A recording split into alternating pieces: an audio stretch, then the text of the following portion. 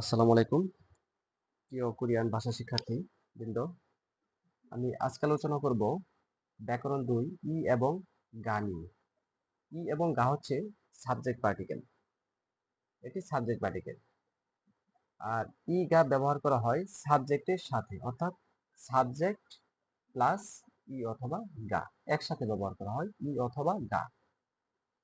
এখন এই সাবজেক্টের সাথে ই বসবে নাকি গা বসবে, এটা বোঝার যে কৌশল, এটা বোঝার কৌশল হচ্ছে যদি আপনার শব্দের শেষে বাচ্ছিম থাকে অথবা ব্যঞ্জনবর্ণ থাকে। ধরেন সামসিন, সামসিন, এই সামসিন লিখতে গিয়ে আমরা রিউল বাচ্ছিমের ব্যবহার করি, তার মানে ব্যঞ্জনবর্ণ আছে, বাচ্ছিম মানে ব্যঞ্জনবর্ণ আছে। তাহলে এই যে সাবজেক্ট অথবা শব্দটি রয়েছে, এই শব্দটি শেষে যদি বাচ্ছিম থাকে বা শব্দের শেষে যদি ব্যঞ্জনবর্ণ হয়, তাহলে তার সাথে যোগ করতে হবে ই, তার সাথে যোগ করতে হবে ই। আর যদি বাচ্ছিম না থাকে তাহলে গা। যদি বাচ্ছিম না থাকে অর্থাৎ স্বরবর্ণ দিয়ে শব্দটি শেষ হয়, তাহলে ব্যবহার করা হবে এই গা। যেরকম ধরেন যোগী, ইয়োগী, ধরেন ইয়োগী, ইয়োগী তো আপনারা জানেন যে ইয়োগী মানে এখানে।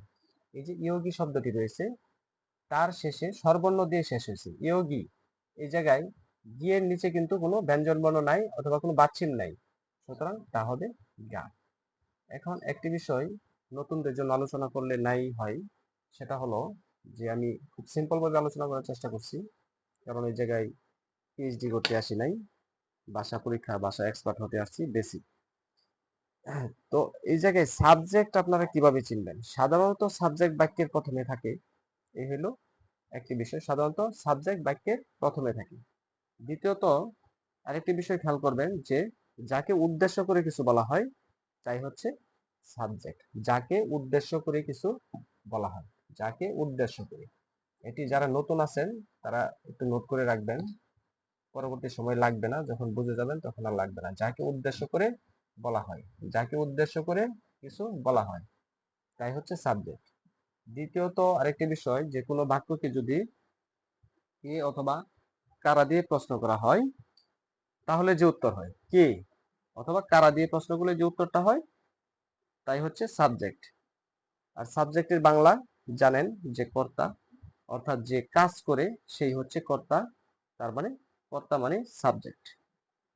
তো এই ছিল ইগা সাবজেক্ট পার্টিকেল নিয়ে আলোচনা। আর অন্যদিকে উন্নয়ন, আমি উন্নয়ন বিষয়ে এখন যদি আমি উন্নয়ন সাথে নিয়ে আলোচনা করি, তাহলে অনেকেই আছেন একটু এক্সপার্ট লেভেলে, যারা হয়তো বা বিষয়টা আমার সাথে একটু তর্কে জড়িয়ে যেতে পারেন। এখানে তর্ক করার কিছু নাই, কারণ এটা কোরিয়ান ভাষাবিদ যারা আছেন বরাবর বা পিএইচডি করতেছেন, এটা তাদের কাছ থেকে জেনে নিতে পারলে কিছুটা ধারণা নেওয়া যাবে।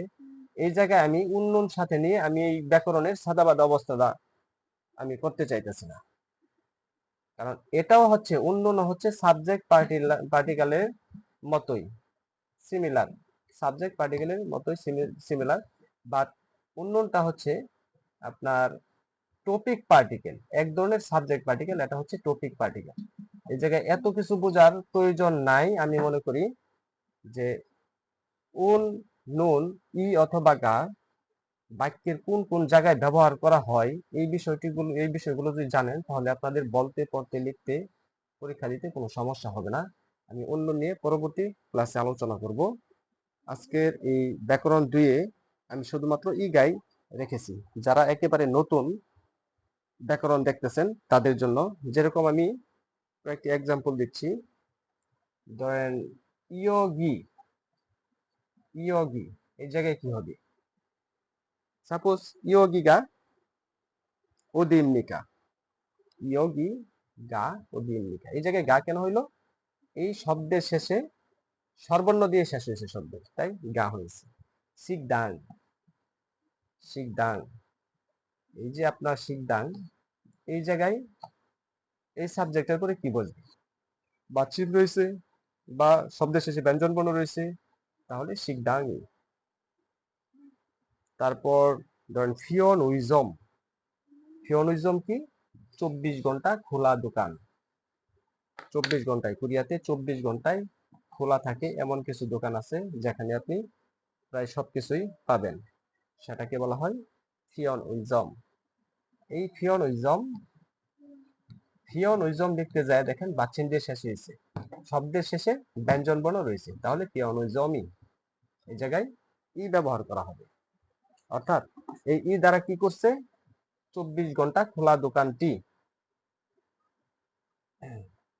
24 ঘন্টা খোলা দোকানটি। তাহলে এটা ইটা কি অর্থে ব্যবহার করা হয়েছে, এটা আমার লেখা ঠিক না, তারপরও বোঝার সুবিধার জন্য কিছু বিষয় আলোচনা না করলেই না হয়। টি অথবা টা অর্থে ব্যবহার করা হয়েছে ফিওনিজম টি, তাহলে ই অথবা গা টি এবং তার পরিবর্তে বসে, এই বিষয়টি নোট করে রাখবেন, ব্যক্তিগত নোট।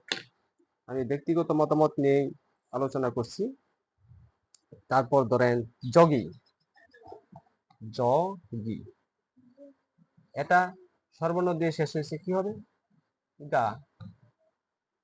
তো এই ছিল এই গা নিয়ে আমার আজকের ভিডিওটি যারা সম্পূর্ণ দেখেছেন ধন্যবাদ, ভালো থাকবেন।